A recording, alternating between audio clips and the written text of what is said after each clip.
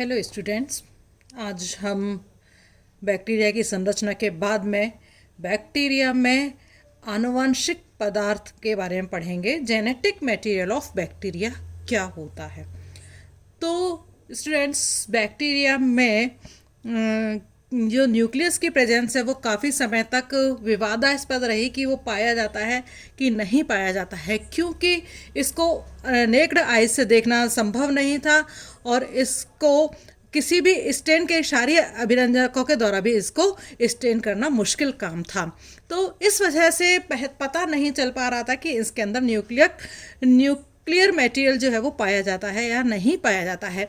लेकिन साइंटिस्ट ने ये देखा कि जो बैक्टीरिया है वो जो वंशागति के नियम हैं उनका पालन करता है।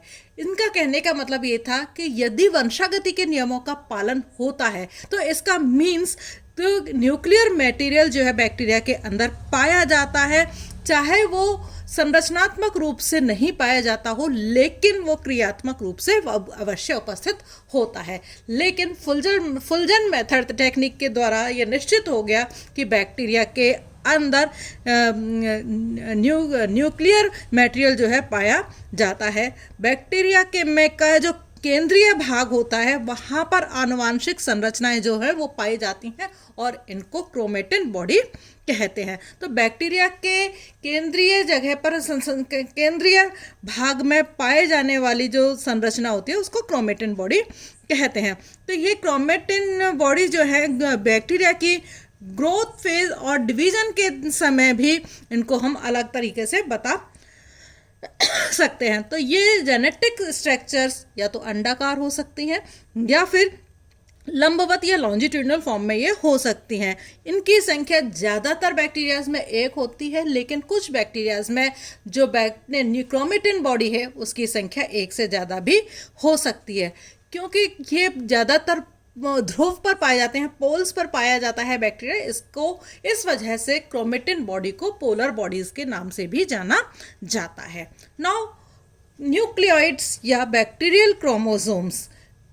न्यूक्लियोइड अब आप लोगों को समझ में आ गया होगा कि जो न्यूक्लियर मटेरियल बैक्टीरिया के अंदर पाया जाता है उसको न्यूक्लियोइड या क्रोमेटिन बॉडीज कहा जाता है। तो यूकैरियोटिक सेल्स के जैसे प्रोकैरियोटिक सेल्स में भी जो न्यूक्लियर मटेरियल को क्षारीय अभिरंजकों के द्वारा अभिरंजित किया जा सकता है।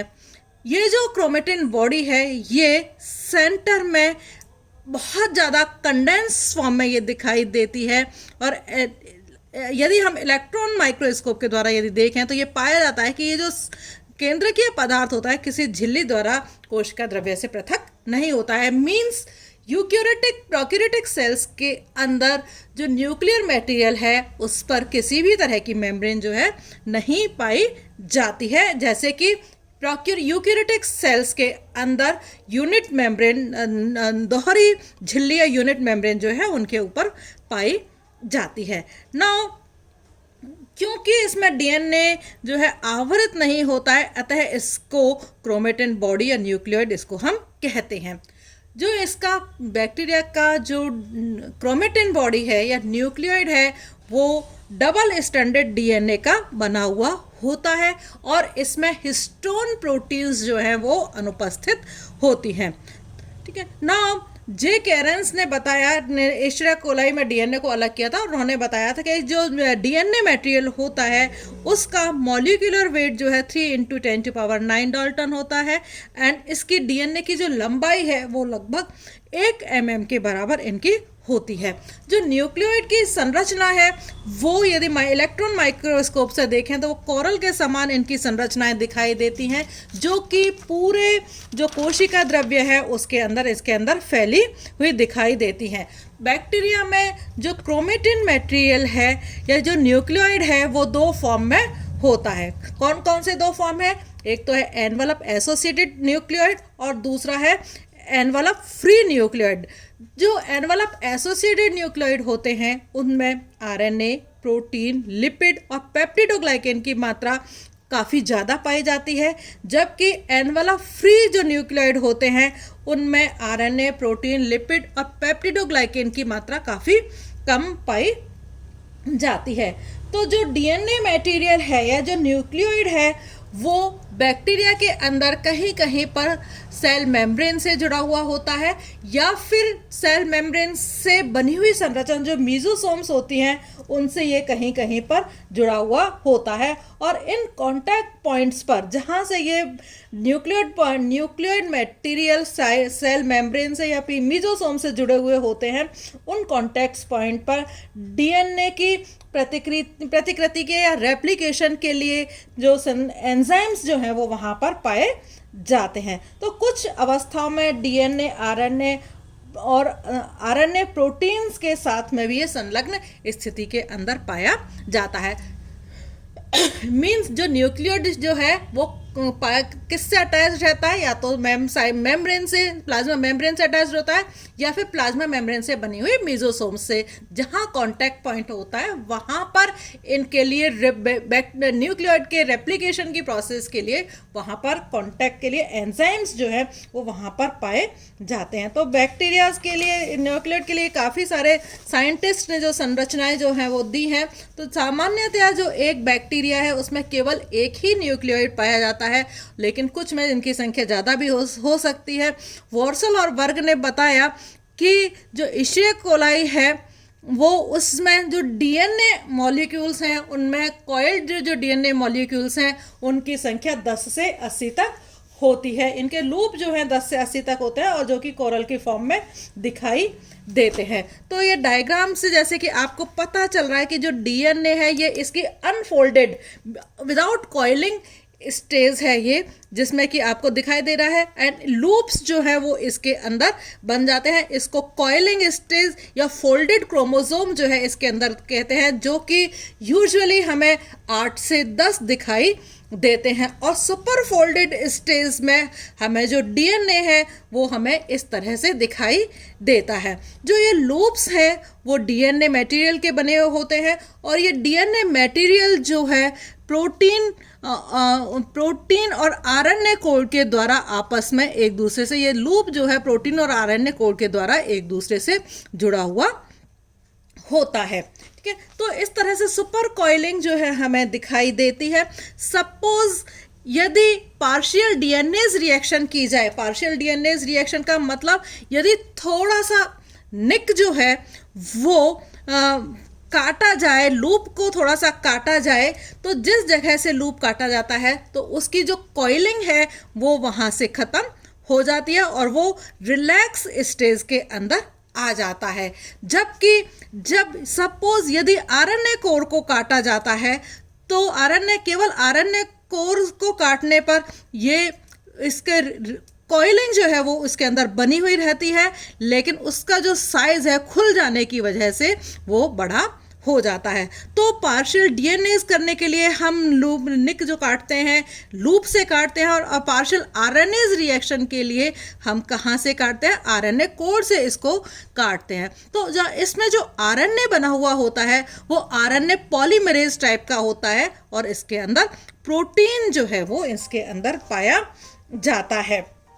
ठीक है, नाउ कुछ जो आरएनए है इसमें बैक्टीरियल डीएनए में हिस्टोन प्रोटीन्स नहीं पाए जाते हैं, ये मैंने आपको अभी बताया, लेकिन इसके अंदर कुछ क्षारीय प्रोटीन्स सूक्ष्म मात्रा में पाए जाते हैं। कुछ क्षारीय प्रोटीन जैसे कि HUNS और डीएनए बाइंडिंग सेकेंड प्रोटीन भी जो है वो इसके अंदर पाए जाते हैं।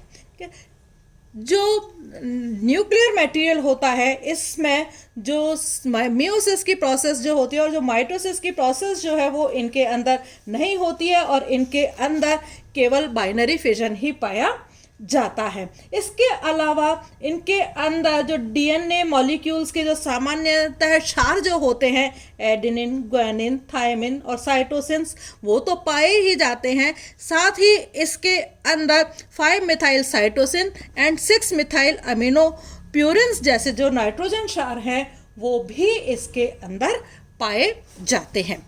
ठीक है, तो ये मैंने अभी आपको संरचना बताई किसकी, प्लाज्मिड्स के बारे में। नाउ अब मैं आप लोगों को क्रोमेटिड्स के बारे में, दूसरी जो जेनेटिक मटेरियल बैक्टीरियाज के अंदर पाया जाता है वो होता है प्लाज्मिड। प्लाज्मिड जो है बैक्टीरिया में जब कॉन्जुगेशन के जब एक्सपेरिमेंट्स किए गए तो पाया गया कि बैक्टीरिया में जो मेलनेस का निर्धारण है वो एक संचरित आनुवांशिकी इकाई के द्वारा होता है। जब मेल एंड फीमेल में कॉन्जुगेशन होता है तो जितने भी फीमेल्स होती हैं वो सब मेल के अंदर परिवर्तित हो जाती हैं। तो मेल से संरचित मेल से जो इकाई फीमेल्स के अंदर जाती है वो कौन सी होती है? एफ फर्टिलिटी फैक्टर होती है, जो कॉन्जुगेशन के दौरान एक कोशिका से दूसरी कोशिका में जाती है। मींस मेल नेस का निर्धारण किसके द्वारा होता है? एफ फैक्टर के द्वारा या फर्टिलिटी फैक्टर के द्वारा उनका निर्माण होता है। जे लेडरबर्ग ने इसे प्लाज्मिड्स नाम दिया था। तो इस तरह से प्लाज्मिड जो है वो एक small circular self replicating and double standard DNA molecule होता है जो कि बैक्टीरिया सेल के अंदर प्रेजेंट होता है। ये प्लाज्मिड्स जो हैं वो बैक्टीरियल क्रोमोसोम से अलग संरचनाएं होती हैं और ये इनकी संख्या जो है बैक्टीरियल क्रोमोसोम की जो प्लाज्मिड्स की संख्या एक बैक्टीरिया के अंदर 1 से लेकर 100 प्लाज्मिड्स जो है वो इसके अंदर हो सकते हैं और इनके ऊपर जो जीन्स की प्रेजेंस है वो 5 से 100 तक जीन्स जो है वो इसके अंदर उपस्थित हो सकते हैं, जो कि बहुत अलग अलग तरह के जो बायोलॉजिकल वर्क होते हैं उनको काम करने के काम में आते हैं। कुछ विशिष्ट परिस्थितियों में ये जीवाणुओं को विशिष्ट लक्षण जो है वो प्रदान करते हैं और जीवाणुओं की जो सर्वाइवलिटी है, उनकी जो उत्तरजीविता है, उसको बढ़ाने के काम ये करते हैं। जब इन प्लाज्मिड्स में सेल डिवीज़न होता है तो सेल डिवीज़न के दौरान ये फ्रीली स्वतंत्र रूप से सेल्फ रिप्लिकेटेड होती हैं और ये दोनों जो सेल्फ रिप्लिकेट मटेरियल जो है वो दोनों पुत्री कोशिकाओं के अंदर वंशागत होता है। तो अतः इसकी जो कार्य प्रणाली है उसका नियंत्रण बैक्टीरियल क्रोमोसोम से नहीं होता है, बल्कि ही इनका अपना खुद का कार्य प्रणाली होती है। नाउ जो प्लाज्मिड्स हैं वो एक सर्कुलर, वास्तव में प्लाज्मिड क्या है? प्लाज्मिड एक सर्कुलर डीएनए है जो विषम अवस्था में रहता है। तो राइट हैंड रूप से कॉइलिंग इसके अंदर होती है, सुपर कॉइलिंग जो है इसका हो जाता है। तो इनका यह कॉइलिंग फॉर्म जो है कोवेलेंटली क्लोज सर्कुलर डीएनए कहलाता है जब ये सुपर हेलिकल अवस्था में होते हैं।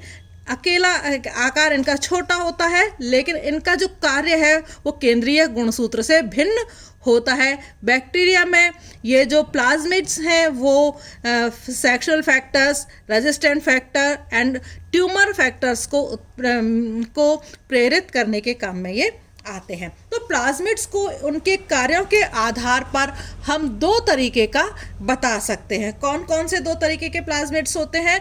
एक तो कॉन्जुगेटिव प्लाज्मिड और दूसरा है नॉन कॉन्जुगेटिव प्लाज्मिड। तो इस तरह के प्लाज्मिड में जो डोनर सेल से रेसिपिएंट सेल में कॉन्जुगेशन के द्वारा पदार्थों के स्थानांतरण को निर्देशित करने वाले जीन्स पाए जाते हैं। कॉन्जुगेटिव में क्या पाया जाता है? जो ट्रांसफर करने वाला जो मटेरियल है उसको निर्देशित करने वाले जीन्स जो है वो प्लाज्मिड पाए जाते हैं। इनको हम क्या कहते हैं? कॉन्जुगेटिव प्लाज्मिड कहते हैं। तो कॉन्जुगेशन के दौरान ये जो स्थानांतरण की प्रोसेस है ये स्वयं प्लाज्मिड्स के द्वारा ही प्रेरित होती है। यहाँ पर प्लाज्मिड्स जो हैं वो यहाँ पर प्लाज्मिड जो रेसिपिएंट प्लाज्मिड्स हैं उनको हम ट्रांस कॉन्जुगेंट कहते हैं और इनका मॉलिक्यूलर वेट जो है 20 × 10⁶ डाल्टन से अधिक होता है। और नॉन कॉन्जुगेटिव प्लाज्मिड्स क्या होते हैं? इन प्लाज्मिड्स का स्थानांतरण संयुग्मन के द्वारा संभव नहीं होता है और इनका जो मॉलिक्यूलर वेट है वो 20 × 10⁶ डाल्टन से कम होता है। नेक्स्ट वीडियो में मैं आप लोगों को बताऊंगी classification of plasmids. Thank you.